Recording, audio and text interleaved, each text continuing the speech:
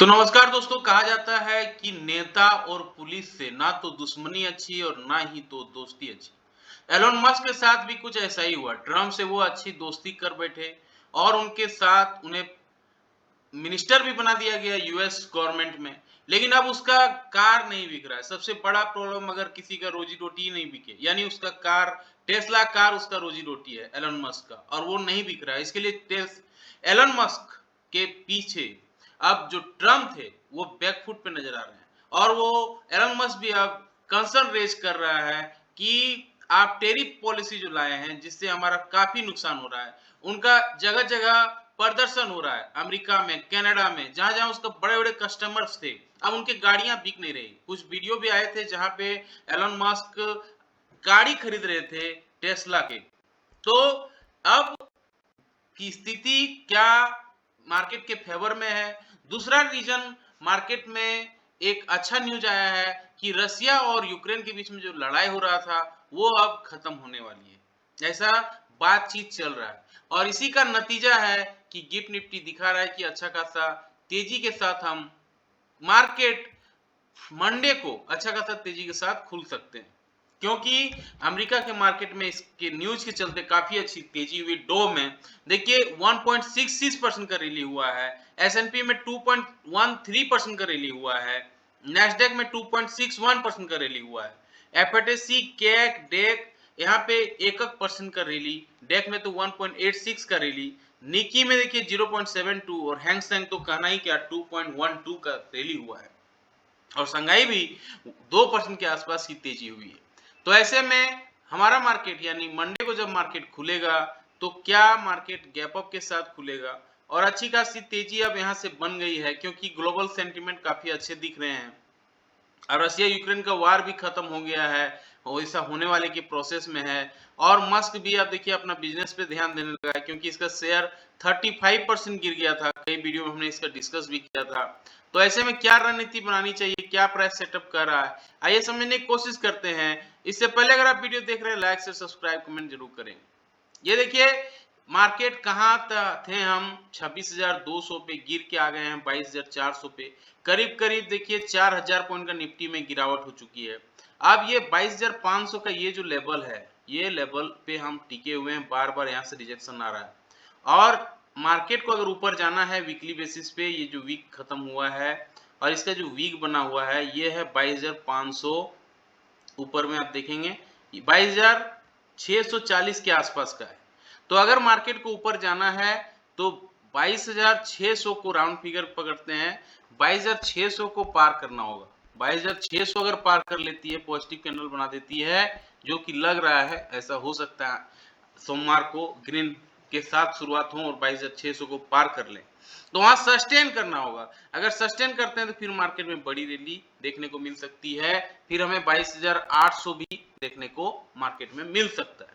लेकिन अगर गिरावट आ जाती है, किसी भी रीजन से गिरावट अगर आती है, तो ये सपोर्ट लेवल होगा 22,316 का।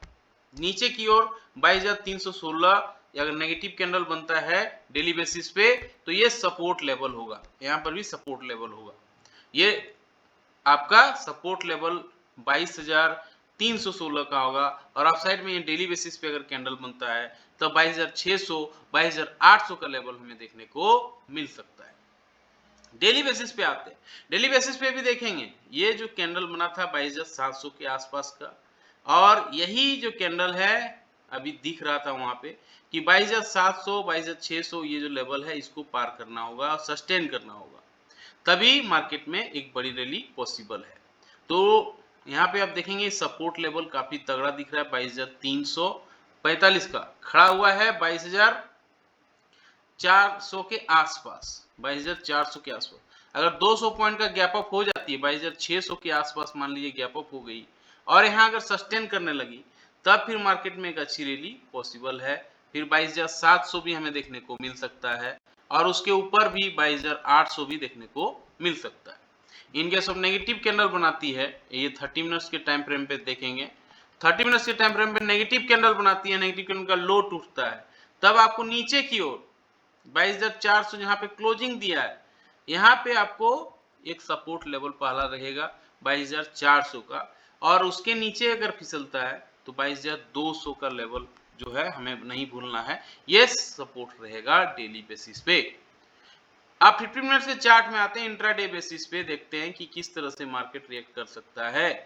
22,383 22,400 के आसपास खड़ा है, यहाँ पे पॉजिटिव कैंडल बनाएगा, गैप अप ओपनिंग होगा 15 मिनट्स के टाइम फ्रेम पे, और ये 22,600 के आसपास मान लीजिए गैप अप हो जाती है। और ये 22,600 कहाँ पे है, ये यहाँ पे है, और इसके ऊपर हो सकता है यहाँ अगर क्लोजिंग हो जाती है 22,677 के आसपास, यहाँ सस्टेन करने लगती है तो एक बड़ी रैली मार्केट में आ सकती है। जैसा अभी हम देख रहे थे 22,700 22,800 का लेवल देखने को मिल सकता है।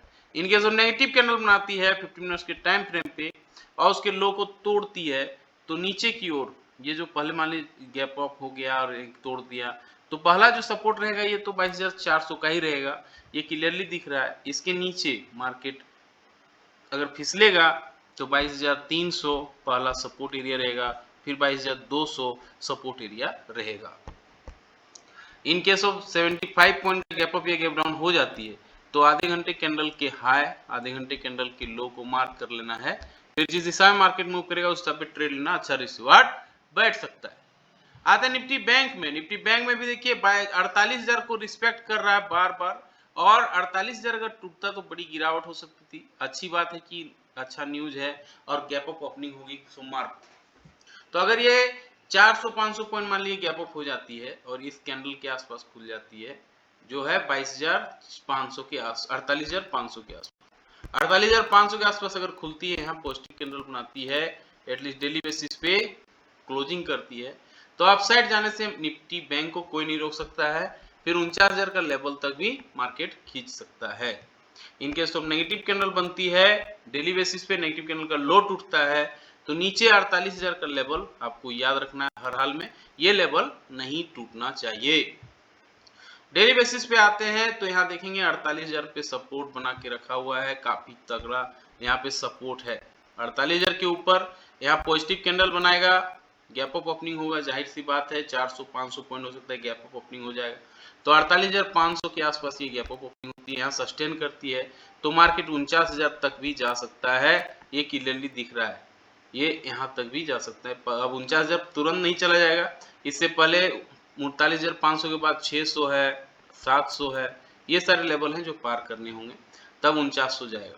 इनके सब नेगेटिव कैंडल बनाती है तो पहला सपोर्ट एरिया 48,000 का रहेगा, और अगर 48,000 को तोड़ता है तो नीचे का सपोर्ट 47,600 का रहेगा, ये आपको नहीं भूलना है। अब आते हैं 15 मिनट्स के चार्ट में। यहाँ पर भी देखेंगे 48,000 को बहुत बड़ा सपोर्ट माना है और बार बार देखिए यहाँ से मार्केट रिवर्ट हुआ है, तो 48,000 के ऊपर जाहिर सी बात है गैप अप ओपनिंग होगी इतनी बड़ी रैली में, तो गैप अप ओपनिंग होती है, 15 मिनट्स टाइम स्पेंड करती है यहाँ पे, तो 48,500 के ऊपर मार्केट निकलेगा जरूर, और उसके ऊपर देखिए मार्केट में रैली दिखा सकता है 48,600 का, 48,700 का, और ये जो लेवल है, ये जो दिख रहा है फिबोनाची रिट्रेसमेंट का 38% का लेवल है, ये 48,900 का पार करेगा तो 49,000 का लेवल भी देखने से हमें मिल सकता है। इनकेस ऑफ नेगेटिव कैंडल बनता है 15 मिनट्स के टाइम फ्रेम पे और उसके लो को तोड़ता है तो नीचे की ओर मार्केट फिसल सकता है। पहला सपोर्ट एरिया 48,000 का रहेगा, मेजर सपोर्ट है ये, और यहाँ से नीचे 47,800 का लेवल, 47,600 का लेवल भी देखने को मिल सकता है। इन केस ऑफ 150 पॉइंट का गैप अप या गैप डाउन हो जाती तो आधे घंटे कैंडल के हाई आधे घंटे कैंडल के लो को मार्क कर लेना है, फिर जिस दिशा में मार्केट मूव करेगा उस पे ट्रेड लेना है, तो अच्छा रिसीवर्ड बैठ सकता है। आते हैं एफआईडीआई के आंकड़ों को समझते हैं। एफआई ने देखिए 800 करोड़ का माल इन्होंने शुक्रवार थर्सडे था उस दिन, थर्सडे को बेच दिया, शुक्रवार को बंद था होली का, लेकिन डीआई ने खरीदा है 1723 करोड़ का इन्होंने माल खरीदा है। और अभी गिफ्ट निफ्टी हम बता चुके हैं 11 पॉइंट अभी हालांकि ऊपर दिखा रहा है, लेकिन ये तगड़ी ऊपर होगी क्योंकि मार्केट यहाँ गिफ्ट निफ्टी अहमदाबाद में है, गांधीनगर में है, गांधीनगर की निफ्टी बोलते हैं इसे, तो गांधीनगर में है, आज बंद है वहाँ होली का और इसलिए वो नहीं दिखा रहा है, तो ये 200-150-200 पॉइंट आराम से ऊपर खुलेगा। पीसीआर दिखा रहा है 0.7 पे है, जो काफी कंफर्ट जोन पे है, बाइंग बनता है। इंडिया विक्स जो है 13.28 पे है, जो दिखा रहा है कि ये काफी अच्छा साइन है अभी बाइंग करने का। और बाइंग करने का वही टाइम होता है जब लोग डरते हैं तो आपको बाइंग करना होता है। और यहाँ पे देखेंगे ऑप्शन चार्ट के हिसाब से ऑप्शन में सबसे ज़्यादा कॉल राइटर खड़ा है 4,29,000 22,400 पे। तो 22,400 जो है मार्केट काफ़ी रिस्पेक्ट कर रहा है, यहाँ पे क्लोजिंग भी दिया है। पुट राइटिंग भी यहीं पे है 22,400 पे। यानी जब इस तरह का सिनेरियो रहता है, जब कॉल और पुट का एक ही जगह पे सबसे ज़्यादा रहता है, तो बड़ी रैली का संभावना रहता है या बड़ी गिरावट का। हालांकि सिनेरियो अच्छा है, मार्केट ग्लोबल संकेत अच्छा दिख रहा है, इसलिए बड़ी रैली का पॉसिबिलिटी दिख रहा है ज़्यादा। बैंक निफ्टी में भी देखेंगे कॉल राइटर 48,000 पे सबसे ज़्यादा खड़ा है, 32,000 कॉन्ट्रैक्ट लेके खड़ा हुआ है। और 48,000 का यहाँ पे पुट राइटर भी 51,000 पे खड़ा है, यानी दिखा रहा है कि काफ़ी स्ट्रेंथ है मार्केट में 48,000 के पे बैंक निफ्टी को, इसीलिए उसे तोड़ नहीं पा रहा है। तो सारे बिंदुओं पे हमने डिस्कस रखा किस तरह से मार्केट रिएक्ट करा और किस तरह से मार्केट सोमवार को रिएक्ट कर सकता है। कैसा लगा जानकारी? लाइक से सब्सक्राइब कमेंट करके जरूर बताएं। मिलते हैं किसी और एक वीडियो पे, तब तक के लिए जय हिंद, वंदे मातरम।